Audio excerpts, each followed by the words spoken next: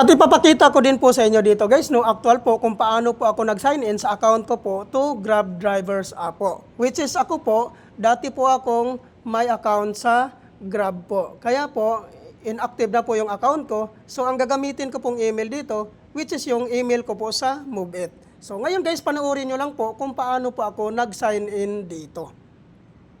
Ang gagawin lang po natin dito guys, ay kailangan lang po natin i-click itong Grab Driver app. Ayan. So, nandito na po tayo sa login option ni Grab Driver app. Click po natin yan.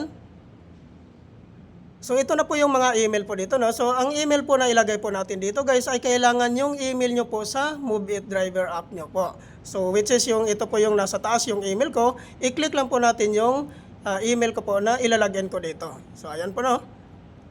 Dito po, humihingi po ng selfie po si Grab po.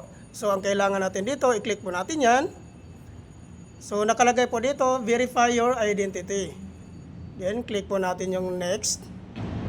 Dito naman po nakalagay, how to verify. So, click po natin next ulit. Dito naman po, verify to accept job. So, click po natin verify now. Automatic generated ang selfie po natin. So, ayan po.